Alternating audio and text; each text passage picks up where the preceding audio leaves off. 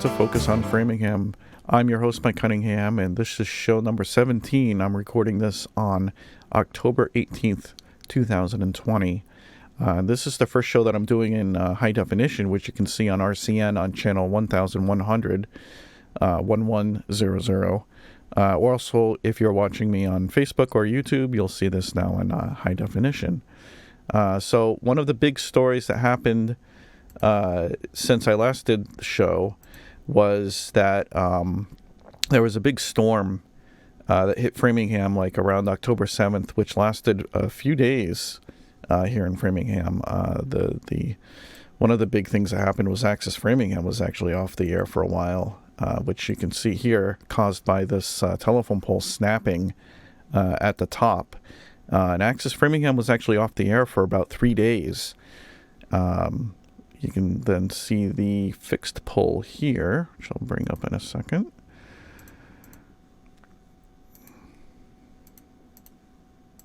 There you go.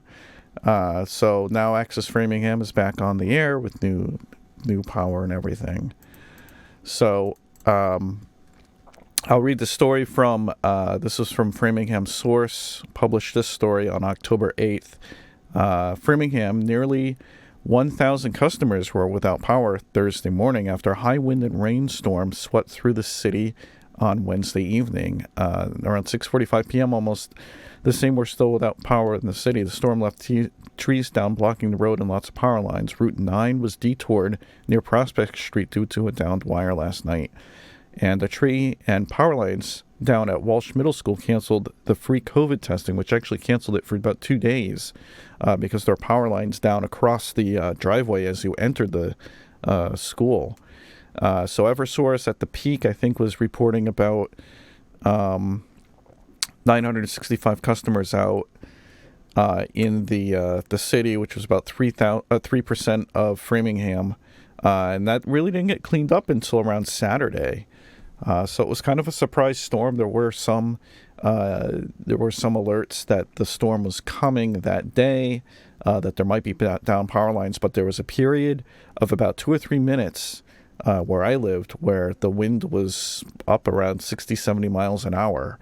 It only lasted briefly, but it was enough to take out the power to many households and businesses for a few days. It was, I think, about 250,000 people lost power across, or households and businesses across the state. So that really taxed the power company's restoration efforts. So let's see what else has happened. This happened a few months ago at this point, but I wanted to mention it, which was the subway in Saxonville closed, the Subway restaurant, which I suspect was probably because a lot of their business was based on the high school nearby.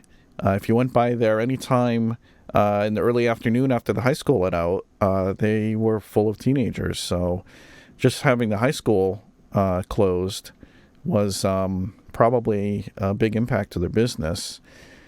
So this article was published on FraminghamForward.com, which is a blog kind of thing, Framingham Unfiltered. And it just mentions that it appears the Subway restaurant at 1617 Concord Street in Saxonville has abruptly closed. At least one employee was told that their last day was to be Friday the 28th. I think this was August. She did note the sales were dwindling in COVID. You know, and a lot of buffet-ish type of places apparently are not doing very well because of COVID as well. So I have a feeling that was it. Now, if you drive by, they just have they took down the Subway awning, but underneath it, it says Saxonville Convenience and Saxonville Cleaners, which I've been here for 17 years, and I don't even remember that being there. So that definitely goes way back. So I wanted to mention that. Let's see. Let's see. Framingham, the city of Framingham sent out a press release about the Spooktacular event that they have annually on Halloween or near Halloween. So the press release reads, the city of Framingham will not host Spooktacular Event at City Hall this year due to limit gatherings and help reduce COVID-19 transmission. Parks and Recreation Division to conduct a COVID-19 friendly Pumpkins in the Park event and public library to provide fun virtual Halloween ideas and events. So it reads, many traditional Halloween activities have been high risk for spreading viruses. Therefore, the city will not host its traditional Spooktacular trick-or-treating event at City Hall this year to limit gatherings and help reduce COVID-19 transmission. However, there is still spooky fun to be had. Framingham Parks and Recreation Team will conduct a COVID-19 friendly drive-through Pumpkins in the Park event, and the city library is planning several virtual Halloween activities for the entire family. I know one of them, I think, was a spooky movie night. While we must do things differently to protect ourselves, family, and friends, there are other ways to celebrate Halloween. If you have COVID-19 or may be exposed to someone with COVID-19, you should not participate in in-person Halloween festivities and should not give out candy to trick-or-treaters. This is going to be a big deal here in Framingham, and I think across the nation, is people are going to trick-or-treat no matter what. You can't just cancel it. I've come to realize, as much as you can say there's going to be no Halloween this year, I know Salem is really trying to get ahead of having people swamp the city because they're a huge Halloween destination, and even though their economic the tourism industry is huge there, they don't want to be a super spreader event, which is understandable. And even so, they're still expecting people to show up. So there's a lot of debate over how to handle Halloween. I've heard of people bagging candy and dating it weeks in advance so they could just leave that out and people will know that's safe. I've heard of people setting up long PVC pipes from their door to the curb so they could drop the candy in and it goes down the pipe to the trick-or-treater. People are becoming very creative. There's still lots of Halloween business. I went by the Spirit of Halloween store where the old Pier 1 is over in Shoppers World, and they seem to be very bustling with business. I did not go inside, but it was very busy there, and this is only mid-October. So I have a feeling that Halloween's still going to be pretty big this year, and I'm going to expect people showing up at my door with masks on, hopefully, to get candy. So we'll see. We'll see how that goes. I'm sure there'll be a lot of talk about it in the coming weeks. Let's see. I have another article here. This was on FraminghamSource.com as well. This is a city councilor. This was published a few weeks ago, but I figured it was worth reading. City councilor, we need a different strategy and we need results on coronavirus. Framingham high-risk community for the 6th consecutive week. So it reads, Framingham for the 6th week in a row, Framingham is a red community on high-risk communities high-risk communities for coronavirus. In the last 14 days, there have been 163 new cases of the coronavirus in Framingham, including 144 announced on Monday. That was the single highest total announced since the spring.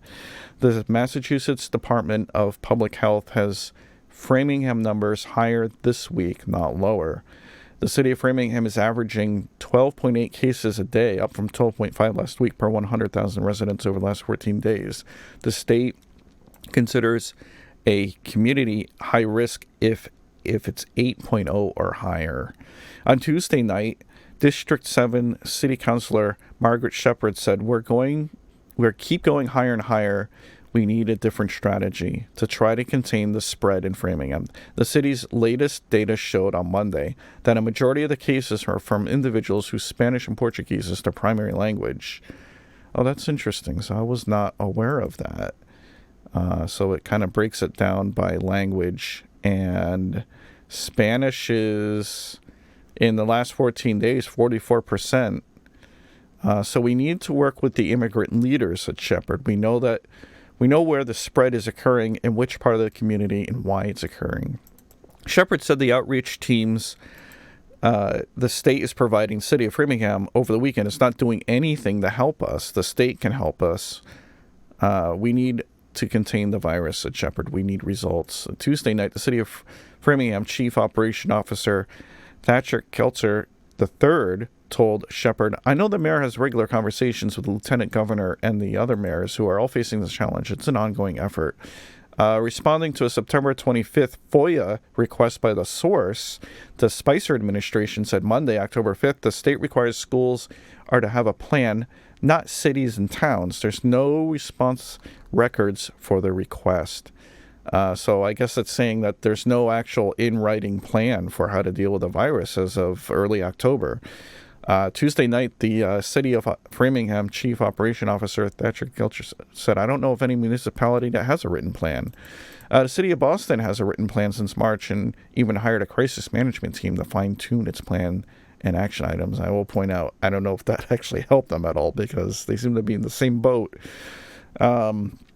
Public health numbers for Lawrence continue to trend in the wrong direction. If the spread is so profound that kids can't be in classrooms, then we must act swiftly and intentionally to combat coronavirus in our community, which does bring up another topic to talk about, which is the delay in the in-person schooling. And I'm going to have that discussion next here on Focus on Framingham after this break. Hi, and welcome back. I have the story here about the return to school, which was a hot topic here in Framingham. Return to school updates. This was an email that was sent out on October 5th from the Framingham School District to all parents with children in the school system. Dear Framingham families, as we continue to monitor the public health conditions in Framingham and follow guidance from the Department of Public Health, I wanted to provide an update on the decision-making process for returning students to in-person learning.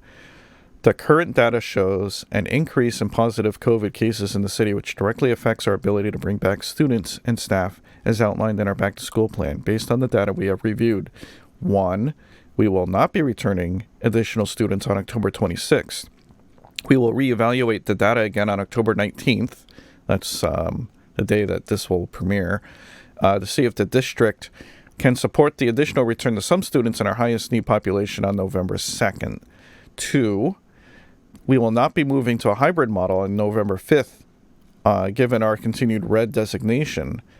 Our next scheduled check-in on December 7th will assess the possibility of a transition to hybrid model in early January, provided we are trending in the correct direction from a public health perspective, solidly yellow or better designation. Now, I will point out that this was 2 weeks ago about, and we've only been getting worse, so the chances are likely that this isn't going to get any better. 3, we will continue with our remote learning model at this time, and we will continue to serve our highest need population in person for as long as public health conditions to allow. We recognize the challenges that this creates for families, and we appreciate your support and flexibility as we make difficult decisions with the health and well-being of students and staff in the forefront of our minds. I hope this notification provides ample planning time for everyone. Very truly yours, Robert A. Tremblay. So this caused a lot of discussion, I know, in the Facebook Framingham Schools group. People were very disappointed in this finding. Some people were citing, I guess, that Boston was doing the hybrid model, even though they're in the red. But, this is a tough situation. I don't see it being safe enough to have kids and teachers going back to school, especially with the cases only getting worse. And now we have 3 big holidays coming up. We've got Halloween, we've got Thanksgiving, and we've got the Christmas and Hanukkah holidays coming up. All of these are it's just going to create more spreading of COVID, and I don't see these numbers going down by January. So if I were a parent, which I am, I wouldn't anticipate my kids going back to school possibly until maybe next fall at the earliest. That would be my guess. And it's unfortunate, but I mean, it's not worth dying over. I realize that this is really tough for parents where both parents have to work. Having a kid home all day that requires supervision isn't easy. It's pretty tough. And, the kids have a very fixed schedule throughout the school day, especially the young ones. And you need to be available at certain times of the day for them. So, this is just going to be something that we're going to have to deal with, at least for probably for this school year, the entire school year. So I wanted to read the last COVID-19 update email that was sent out on October 16th. So it reads, since Wednesday, 10 residents have tested positive, 12 more have recovered, and the city learns of one new fatality related to COVID-19. This weekend, as I record this, they're doing a outreach where they are handing out flyers, hand sanitizers. They're trying to do this throughout the south end of town, it looks like. So since Wednesday, let's see, the number of people in Framingham who have tested positive for COVID-19 is 2,444. With 2,119 recovered and 139 fatalities, Framingham currently has 186 active cases. So obviously this is going to also kind of impact how we're doing the in-person voting, which just started. And I'll show a graphic here. This is the schedule for the early voting in Framingham at the Memorial Building. It's basically either from 10 to 4 each day, usually on the weekends, or 8:30 to either 1 or 6. So you can see that the schedule goes all over the place. If you go to the Framingham website, you'll find the schedule, and this runs up from October 17th through October 30th. And it also notes that please do not go to the polls if you have COVID-19, are feeling sick, or waiting for COVID-19 test results. Please call the city clerk's office at 508-532-5520 for voting options from home. I'm guessing that they'll work with you in that case. So if you go, wear a face covering. Voters can bring their own pen, blue or black, Sharpie or Papermate Flare recommended. Machines will not read red ink highlighters. Pencil crayons cause issues with tabular breakdowns. Yeah, don't bring a crayon. Bring an ID. In some cases, voters will be required to show ID. That ID can be anything: license, a bill, email. But the voter name and address must match how you are registered. I guess if they have trouble looking you up, or maybe your name doesn't match the address or something, you can bring that. Don't touch your face. It says that. Maintain social distancing. Keep a distance of at least 6 feet from others. Keep your ballot dry and free from hand sanitizers. Do not use hand sanitizer while handling your ballot, and be sure your voting booth is dry, as it will cause issues with it. Yeah, so don't coat your ballot, okay, with hand sanitizer all over it, because that's going to screw up the ballot as well. So they also note here that our commitment to keeping voters safe, polling locations will be thoroughly cleaned before and after each election vote in early in-person day. Voting booths will be sanitized after each voter. Voting social distances measures will be in place to remind voters to keep their distance. Unused sanitized pens will be provided for those who need one. Hand sanitizing stations will be available at each polling station. Plexiglass dividers will be placed on the check-in table, the warden table, and the greeter table. And signs and stanchions will be in place to direct voters in and out of the polling location safely. So basically, they put this in they basically lock up your ballot until election day. But I mean, considering the, and they have another graphic here. Considering the, the drive, this is probably going to be a big election year. I know that the first day of voting on Saturday, on October 17th, people waited, I think, like 30 or 40 minutes in some cases just to do their vote. That was the first day, and I would imagine that the first day would have a huge drive, especially since it was on the weekend. So it'll be interesting to see how it goes during the weekdays. I plan to try to go sometime this coming week, because I'm hoping that during the day when people are usually working, I'm fortunate enough that I have a flexible schedule and I'm able to go in the daytime, that the wait won't be so long. So we'll find out. And obviously we'll report back. I'm going to try to do a show before the election so I can update everybody on how the process went. So I'll have a little bit more. We're going to just take one more break here, and I'll be back in just a little bit. All right, we're back. I wanted to do a little bit about the ballot questions that are coming up, and I actually directed 3 different programs for the League of Women Voters here in Framingham that talked about each one of these ballot questions. So I wanted to first provide the information on where to see those, and that's here.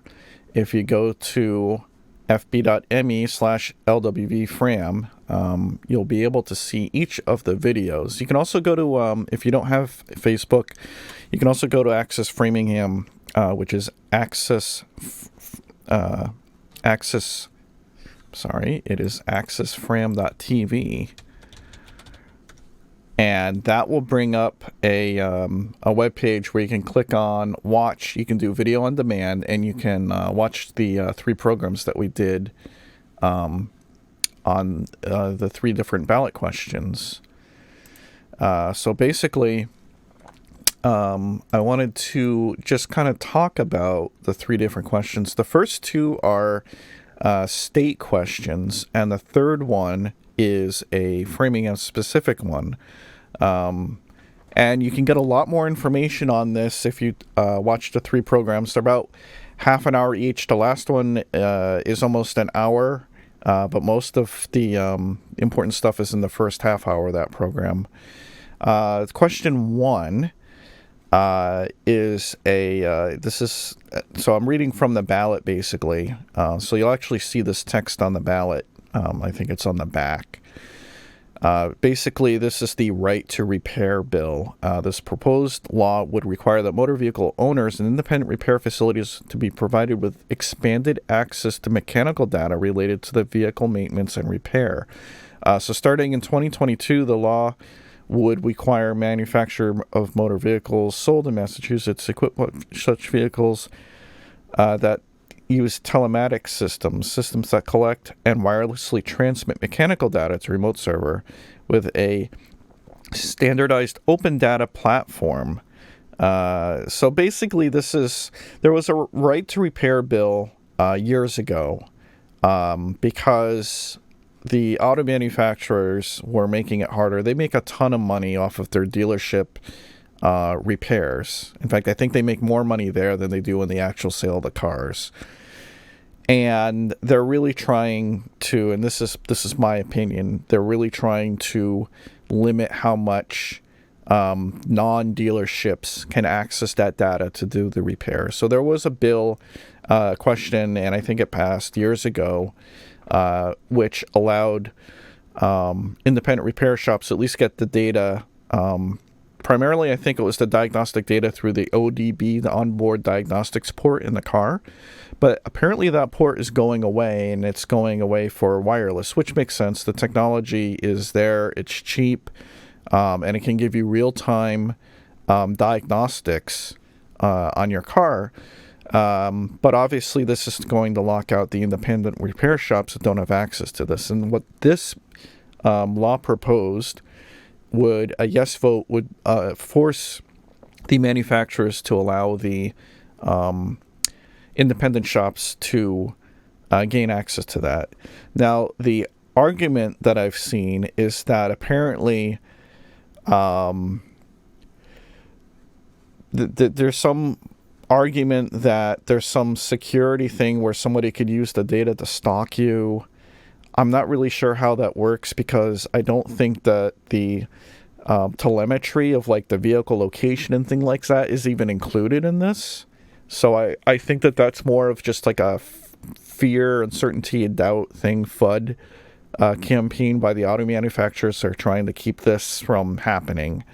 That was my take on the whole thing. But if you want to see a full discussion with the pros and the cons from the two representatives, watch that first ballot show that we did a few weeks ago on the League of Women Voters Framingham webpage. Question 2 is, this proposed law would be the ranked choice voting, in which voters rank one or more candidates in order of preference. Ranked choice voting would be used in primary and general elections for all Massachusetts statewide offices, legislative offices, federal congressional offices, and certain other offices beginning in 2022. Ranked choice voting would not be used in elections for president, county commissioner, or regional district school committee member. So this one's a little more complicated. It's a little bit of like working the math. It could give some candidates, I guess, a little bit of an advantage over others. It just kind of changes the way we do the elections. I know that Maine has been doing it. I don't know if that's an argument to do anything, but this is also discussed in pretty good detail on the second show that we did with the League of Women Voters of Framingham. Question 3 is kind of an odd one, because it's only a Framingham-specific one. So this would be the Community Preservation Act, or CPA. So it reads, and this is a little headachy, Sections 3 to 7 of Chapter 448 of the General Law, I can't read it because they put the word sample over it, Massachusetts, known as the Community Preservation Act, established a dedicated funding source that will enable cities and towns to acquire open space, which includes land for park and recreational uses, and the protection of public drinking water, well fields, aquifers, and recharge areas, wetlands, farmland, forests, marshes, beach, scenic areas, wildlife preserves, and other conservation areas, and to acquire and restore historic buildings and sites, and 3, create affordable housing. Okay. In Framingham, the funding source of these community preservation purposes will be a surcharge of 1% of the annual property tax assessed on real property beginning fiscal year 2022, July 1st, 2021, and the annual distributions made by the state from a trust fund created by the Act. The following will be exempt from the surcharge, and it lists a whole bunch of stuff. So this was this discussion on the show actually went on for about an hour, both the pros and the cons. I think the big argument against it seemed to stem from that we didn't really know where the money was, how it was going to spend. I guess there wasn't a ton of transparency in this. But apparently other towns and cities have been pretty successful with using it to create parks and spray park. I think we have scheduled like maybe one spray park for the whole city. I think Waltham has 12. To give you a bit of a comparison, and I believe that they've been using the CPA for a few years. So if you want more information on that, I would strongly encourage you to check out the discussion on the third show that we did with the League of Women Voters of Framingham. And it was and also be on these shows will also be airing on Access Framingham up until the election. So if you catch it, I would encourage at least watching part of it so you can get kind of an idea of what's it all about and how to vote on it. So with that, I'm going to wrap it up here. Thanks for watching, and we'll be back soon here on Focus on Framingham.